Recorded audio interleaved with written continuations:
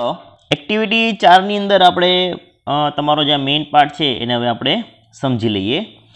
એકદમ સરસ મજાનો પાર્ટ છે અને એકદમ સહેલો પાર્ટ છે.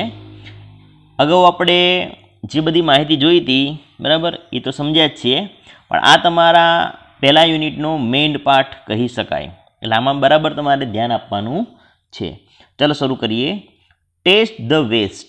ઓકે, હવે અહીંયા પહેલાં દરેક વસ્તુને છે ને તમારે વ્યવસ્થિત રીતે સમજી લઈએ પહેલાં, એટલે મગજની અંદર ખ્યાલ રહે કે કઈ વસ્તુને શું કહેવા માંગે છે. અહીંયા શબ્દ છે ટેસ્ટ. ટેસ્ટ એટલે આપણે ચાખવું કે ટેસ્ટ કરીએ, સ્વાદ. વેસ્ટ એટલે નકામી વસ્તુઓ, બરાબર. તો આપણે એમ કહી શકાય કે નકામી વસ્તુઓ ચાખો, એવો પાઠનો ભાવાર્થ કહી શકાય, એટલે ટાઇટલ કહી શકાય. ચલો વાંચીએ આગળ. The maharaja of Travancore order a huge dinner. બરાબર, હ્યુજ એટલે અહીંયા મોટો ઓર્ડર એમ કહી શકાય કે ટ્રેવનકોરના મહારાજાએ એક મોટો ઓર્ડર આપ્યો. બરાબર, ડિનરનો. ડિનર એટલે જમવાનો. બરાબર, ખાસ કરીને આપણે રાત્રિ ભોજન હોય એને આપણે ડિનર તરીકે કહી શકીએ છીએ. તો આવી રીતે એની જે છે એ ઓર્ડર આપ્યો. અહીંયા સૂચના પણ કહી શકાય. That was for many important guests. Guests એટલે મહેમાનો, બરાબર, અને તે ઘણા મહત્ત્વના મહેમાનો માટે હતું. So the maharaja personally came to the kitchen. Kitchen એટલે રસોડું. પર્સનલી એટલે પોતે ખાસ. તેથી મહારાજા પોતે રસોડામાં કેમ એટલે આવ્યા, કમનું ભૂતકાળ છે. He wanted best dishes for the guest.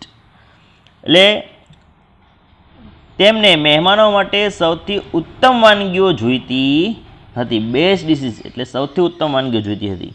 The cook was busy with his work. Cook.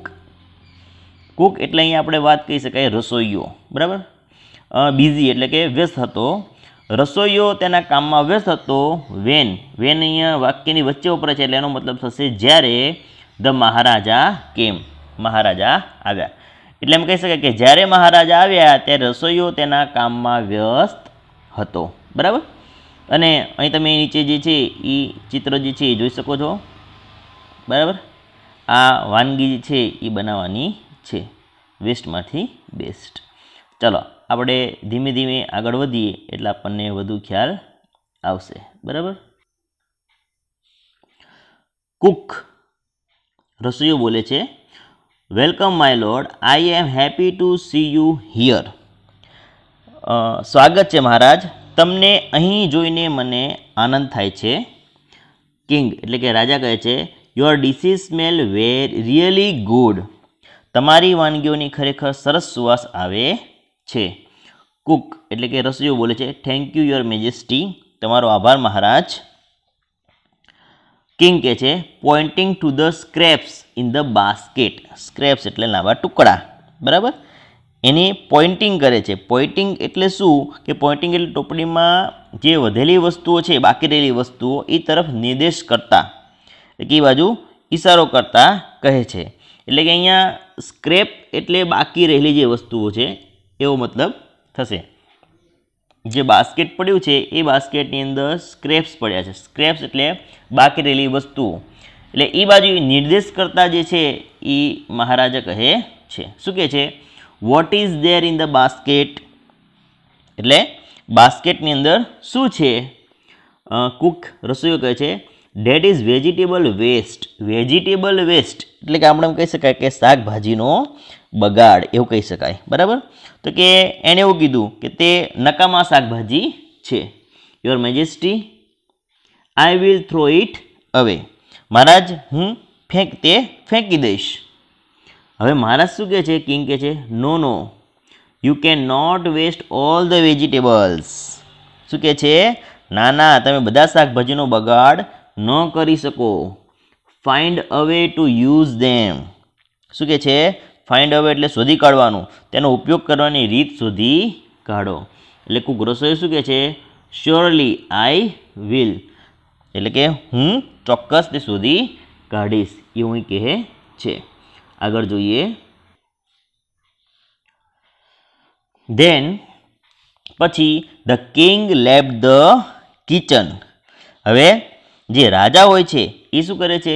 Left the kitchen એટલે કે હવે રસોડામાંથી તે બહાર જાય છે, એટલે કે પછી રસોડામાંથી બહાર ગયા. કોણ? રાજા. The cook was worried. હવે જે રસોઈયો હતો એને ચિંતા થઈ. વરીડ એટલે ચિંતા થવી. હી સ્ટેડ એટ એટલે એકી ટસે જોવું. કોઈ વસ્તુ છે એની સામે તાકીને બેસી જોઈએ એને સ્ટેર એટ કહેવાય. Scraps and started thinking. તે વધેલા શાકભાજી તરફ એકી ટસે જોઈ રહ્યો અને વિચાર કરવા લાગ્યો. શું? હી હેડ એન આઈડિયા. પછી તેને આઈડિયા આવ્યો એટલે વિચાર આવ્યો હતો. શું વિચાર આવ્યો એ આપણે ધીમે ધીમે આગળ જોઈએ. વિચારવા લાગ્યો. શું વિચારવા લાગ્યો એ આગળ જોઈએ. હી ફર્સ્ટ વોશ ધ વેજીટેબલ્સ.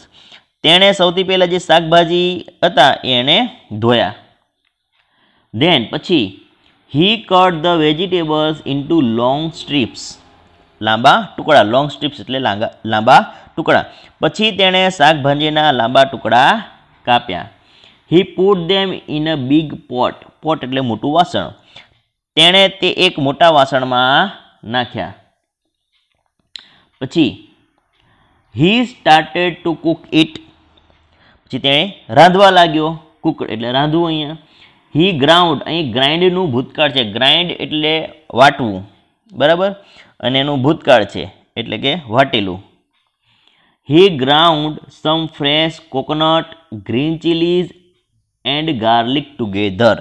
પછી તેણે તાજું ટોપરું, લીલા મરચાં અને લસણનું મિશ્રણ વાટ્યું. હી એડેડ ધીસ પેસ્ટ એટલે મિશ્રણ ઇન્ટુ ધ વેજીટેબલ્સ. શું કે છે? તેણે આ મિશ્રણ શાકભાજીમાં ઉમેર્યું. હી ધેન એડેડ સોલ્ટ ટુ. તેણે મીઠું પણ ઉમેર્યું. હી એડેડ સમ whipped curd. whipped curd એટલે ફેણેલું દહીં. પછી તેણે કઢીમાં થોડું ફેણેલું દહીં ઉમેર્યું. He also poured a few spoonfuls of coconut oil. pour એટલે રેડવું, બરાબર. પછી તેણે થોડી ચમચીઓ ભરેલું ટોપરાનું તેલ રેડ્યું. પછી આગળ જોઈએ. He then decorate the dish with curry leaves એટલે કે મીઠા લીમડાના પાન. પછી તેણે મીઠા લીમડા વડે વાનગીઓને ડેકોરેટ એટલે શણગારી. The new dish was ready. નવી વાનગી તૈયાર હતી. હી સર્વ ડીશ ટુ ધ ગેસ્ટ. સર્વ એટલે પીરસવું. પછી શું કર્યું તેણે? આ નવી જે વાનગીઓ તૈયાર થઈ ગઈ તેણે મહેમાનોને વાનગી પીરસી. Everyone like it very much. બધાને તે ખૂબ જ પસંદ આવી. પછી શું થયું એ આપણે આગળ જોઈએ. The cook step by step જોઈએ. ધ ગેસ્ટ એટલે કે મહેમાનો પૂછે છે what is the name of this dish. આ ડીશનું નામ શું છે? The cook was confused. Confuse એટલે ગૂંચવાઈ જવું. રસોઈયો ગૂંચવાઈ ગયો અને બોલવા લાગ્યો cook. The name of dish is avial. Avial એવું ટુકડે ટુકડે બોલ્યો એટલે ટૂંકમાં અવિયલ એવું બોલાઈ ગયું. Avial became famous all over Kerala. કે આ જે ડીશ હતી એ આખી ડીશ જે છે સમગ્ર અવિયલ ડીશ સમગ્ર કેરળમાં પ્રખ્યાત થઈ. એન્ડ જસ્ટ ઇમેજિન એટલે કે ઇમેજિન એટલે કલ્પના કરવી. અને તમે કલ્પના કરો તો it all came from a basket of waste. અને આ બધી જ વસ્તુઓ જે હતી વધેલી વસ્તુઓની ટોપલીમાંથી મળી આવ્યું તે વસ્તુ હતી, બરાબર. Do you know who the cook was. શું તમને ખબર છે કે રસોઈયો કોણ હતો? It was Bhim. તે ભીમ હતો. વન ઓફ ધ પાંડવાસ એટલે કે તે પાંડવોમાંનો એક ભીમ હતો. એન્ડ ધ કિંગ વોઝ અને જે કિંગ હતો એ કિંગ વોઝ વિરાટ અને જે રાજા હતો એ વિરાટ રાજા હતો. પાંડવાઝ વેર હાઇડિંગ ઇન હિઝ કિંગડમ. જે પાંડવો હતા એ તેમના રાજ્યમાં હાઇડ એટલે સંતાવું, હાઇડિંગ એટલે સંતાયા હતા, તેમના રાજ્યમાં સંતાયા હતા. કિંગડમ એટલે રાજ્ય. Avial is also popular in Tamil Nadu. Avial જે છે એ તામિલનાડુમાં પણ લોકપ્રિય છે. પોપ્યુલર એટલે લોકપ્રિય છે. તો આ જે પાઠ જે છે એ પાઠની આ સમગ્ર બાબત આવી છે. હવે તમારે શું કરવાનું છે, એકદમ સરળ રીતે સમજી લઈએ. અહીંયા તમને કેટલાક સેન્ટેન્સ આપ્યા છે. એક્શન વર્ડ તમારે લખવાના છે. શું લખ્યું છે? B. Write the action word in the basket. બાસ્કેટની અંદર એક્શન વર્ડ લખવાના છે. ઓકે, પહેલા 5 તમને એક્શન વર્ડ કયા આવશે ને હું તમને શોધીને કહું છું, બાકીના તમારે જાતે શોધવાના છે. એક્શન વર્ડ એટલે તમારી જે ક્રિયા થતી હોય, સામાન્ય રીતે ક્રિયાપદો ગોતી લેવાના, સાદા ભૂતકાળના ક્રિયાપદો, એટલે તમને મળી જશે એક્શન વર્ડ. ઓકે, જેમ કે પેલું વાક્ય છે the king left the kitchen. તો અહીંયા લેફ્ટ જે છે ક્રિયાપદ, અહીંયા તમે જોઈ શકો છો એ એક્શન વર્ડ છે. એવી જ રીતે પહેલા વાક્યમાં જોઈએ મહારાજા ઓર્ડર, ટૂંકમાં કરતા પછી અહીંયા આવી જશે ક્રિયાપદ. તો અહીંયા ઓર્ડર જે છે એ એક્શન વર્ડ છે, એ તમારે અહીંયા લખવાનો. બરાબર. પછી બીજા વાક્યમાં વોશ્ડ, ત્રીજા વાક્યમાં પોર્ડ, ચોથા વાક્યમાં ગ્રાઉન્ડ. બરાબર. પાંચમા વાક્યમાં ડેકોરેટેડ. તો આ રીતે મેં તમને શોધી આપ્યા છે કે આ રીતે સાદા ભૂતકાળના જે ક્રિયાપદો જે છે એ તમારે એક્શન વર્ડ જે છે એ અહીંયા લખવાના છે. 5 શોધ્યા, બાકીના તમારે જાતે શોધીને લખવાના છે. કુલ કેટલા છે? 10 છે. બરાબર. તો મેં 5 શોધ્યા, 5 તમે એવી રીતે શોધીને જાતે લખશો એટલે તમને આવડી જશે. બરાબર. ચાલો, હવે બીજી બાબત અહીંયા સમજવાવાળી છે. Take the ingredients use of avial. એટલે કે અવિયલ બનાવતી વખતે જે મટીરિયલ યુઝ થયું છે આમાંથી એની સામે તમારે ટીક માર્ક આપવાનું છે. બરાબર. એટલે આપણે આપીએ. કયું ઇન્ગ્રીડિયન્ટ્સ વપરાયેલું છે જોઈ લઈએ. તો આમાં વપરાયેલું છે ટીક માર્કમાં ચીલીઝ. બરાબર. પછી બીજું આમાં કયું વપરાયેલું છે એ જોતા જઈએ. ચલો, પહેલામાં રાઈસ તો છે જ નહીં, આ નથી. ચલો, બીજા પાર્ટની અંદર આપણે જોઈ શકીએ વીટ પણ નથી. બરાબર. કરી લીવ્સ વપરાયેલા છે. ઓકે, આપણે કરી લીવ્સ વપરાયેલા છે તો કરી લીવ્સ મૂકી આપશું. ગ્રામ ફ્લોર વપરાયો નથી એટલે એમાં કંઈ આવશે નહીં. ચલો, ગાર્લિક યુઝ થયેલું છે. ઓકે, તો એમાં સામે ટીક આપશું. કોકોનટ પણ યુઝ થયું છે તો એમાં પણ ઓકે આપશું. નીમ ટ્રીઝ યુઝ થયા નથી. કર્ડ એટલે દહીં વપરાયું છે. ઓકે, યસ, ઓકે આપશું. ગાવા નથી વપરાયું. વેજીટેબલ સ્ક્રેપ્સ એનો પણ ઉપયોગ થયો છે એટલે અહીંયા. એટલે આપણે એમ કહી શકીએ 1 2 3 4 5 અને 6 વસ્તુઓ યુઝ થયેલી છે. તો આ રીતે તમારે પાઠ્યપુસ્તકની અંદર આવી રીતે ટીક માર્ક કરી લેવાનું છે. બરાબર. ચલો આગળ વધીએ.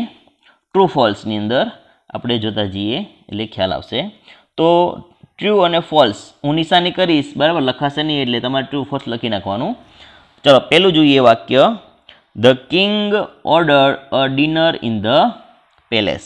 આ વાક્ય સાચું છે. બીજું વાક્ય the cook knew about aviyal before. વાક્ય ખોટું છે. ત્રીજું વાક્ય the cook made a new dish using the vegetable scraps. આ વાક્ય એકદમ સાચું છે. ચોથું nobody like the new dish aviyal. આ વાક્ય ખોટું છે. પાંચમું the king was happy to see the waste in the basket. આ વાક્ય પણ ખોટું છે. તો આ રીતે આપણે કહી શકીએ કે પહેલું અને ત્રીજું વાક્ય સાચું છે, બાકી બધા ખોટા છે. તો આ રીતે સાચા ખોટા તમારે પાઠ્યપુસ્તકની અંદર કરી લેવાના છે. બરાબર. આગળ નીચે જોઈએ બીજું. Okay, you want to prepare avial, give numbers to the steps. Okay, તમે અવિયલ બનાવો તે વખતે એને સ્ટેપ આપી દો કે પહેલું શું સ્ટેપ આવે, બીજું શું સ્ટેપ આવે. તો આપણે અહીંયા ક્રમ આપી દઈશું. તો પહેલું આવશે wash clean the mixture of vegetables, અને પહેલો ક્રમ. પછી cut the vegetable scrap long strips, અને બીજો ક્રમ.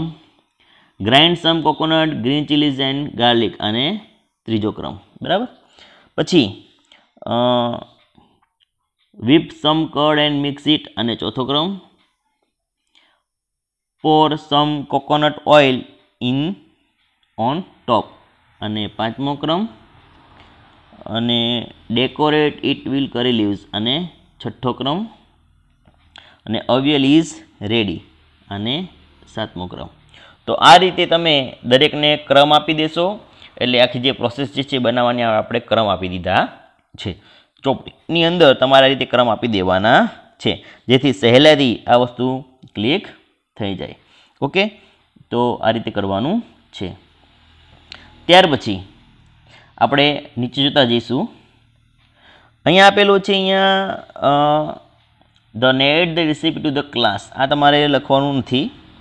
એક્ટિવિટી પાર્ટની અંદર રિસાઇટ, સિંગ એન્ડ એન્જોય ગાવાનું છે અને એન્જોય કરવાનું છે. તેની અંદર પણ તમારે કંઈ કરવાનું છે નહીં. ઓકે, હવે અહીંયા તમને કેટલીક માહિતી આપી છે એક્ટિવિટી 6 ની અંદર. એ માહિતી વાંચવાની છે અને એની અંદર સામે ચિત્ર જે છે એ ચિત્ર તમારે ચોંટાડવાનું છે. શેનું આવશે તમારે નક્કી કરવાનું છે. બરાબર, તો માહિતી વાંચ્યા પછી તમને ખબર પડશે. હું થોડીક માહિતી આપી દઉં પછી તમારી જાતે વર્ક કરવાની છે. ચાલો જોતા જઈએ. You can powder me to make food hot and spicy. If you add too much of me, I make you guess. Your eyes and nose begin to water and you cry. Think and tell me who I am. Okay, તો આ એક જ વસ્તુ હોઈ શકે તમને ક્યારે થાય, બહુ તીખું લાગ્યું હોય ત્યારે. તો આના માટે આપણે શબ્દ કેવો વાપરશું? ચીલી. તો આ કઈ વસ્તુ છે એમ કહી શકાય? ચીલી જે છે, ચીલી એટલે આપણે મરચું કહી શકીએ. એ અહીંયા આવશે. બરાબર, તો અહીંયા આપણે લખી નાખશું ચીલી, CHILLI. તો આની અંદર જવાબ આવશે ચીલી. બરાબર, તો આ રીતે કરવાનું છે. પછી બીજું જે છે એ જ પ્રમાણે તમારે વાંચવાનું છે અને એનું નામ લખવાનું છે. Tell me quickly who I am. Grind me and powder me to make your food look yellow. I will mix in oil by graining and apply to wounds quickly. એટલે કે ઘા થયો હોય એની પર લગાવવા માટે. I heal all wounds big and small. I am loved by all. Think and tell me who am I.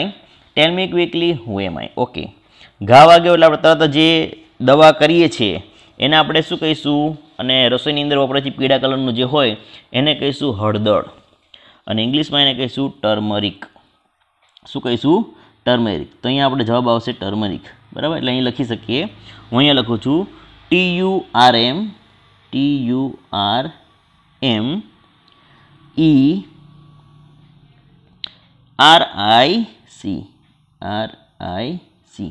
Turmeric એટલે કે અહીંયા હળદર જે છે એ આપણે કહી શકીએ.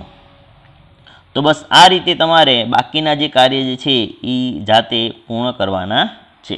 બરાબર, એનું ચિત્ર તમારે ચોંટાડવાનું છે અને તમને ઓટોમેટિક વાંચશો એટલે આવડી જશે. અને આ રફ વર્ક જે છે તમારે રફ નોટની અંદર કરવાનું છે એટલે તમને સરળતાથી ખ્યાલ આવી જશે. Name food dishes that are made at your home. તમારા ઘરે જે ડીશ બનતી હોય એના નામ લખવાના છે. બરાબર, તો આ તમે જાતે કરી શકો. પહેલું છે વેન યુ હેવ ગેસ્ટ. જ્યારે મહેમાન આવે ત્યારે શું બનાવો? પૂરી, ગુલાબજાંબુ, કરી, રાઈસ, થેપલા વગેરે. When someone is not well. જ્યારે કોઈને સારું ન હોય ત્યારે શું બનાવો? Khichdi and milk. અને ઓન રેગ્યુલર ડેઝ. રેગ્યુલર ડેઝમાં તમે શું બનાવો? ચપાતી, રાઈસ, દાલ. બરાબર, આ રીતે તમે બનાવી શકો છો. એ સિવાય અહીંયા બધી રેસિપીઝ આપેલી છે. દાલ બાટીની છે, દાલ ઢોકળીની છે. ઘરે જોઈને તમે વર્ક કરી શકો છો. અને અહીંયા રેસિપીની આધારિત પ્રશ્નો છે એ તમારે જાતે કરવાના છે. તો અહીંયા તમારો જે પાઠ જે છે એ યુનિટ પૂર્ણ થાય છે. એટલે કે પહેલું યુનિટ પૂર્ણ થાય છે અને તમને બધું સમજાઈ ગયું હશે. બરાબર, તો હવે આને લગતી જે કંઈ માહિતી જે છે એ તમને પૂરેપૂરી આપી દીધી છે. તો તમે ઘરે બનાવીને ટ્રાય કરો, એન્જોય કરો. અને જો મારો વિડીયો ગમ્યો હોય તો મારી ચેનલ સબસ્ક્રાઈબ કરી દરેક ગ્રુપમાં શેર કરજો અને લાઇક આપવાનું ભૂલતા નહીં. ધન્યવાદ. Thank you.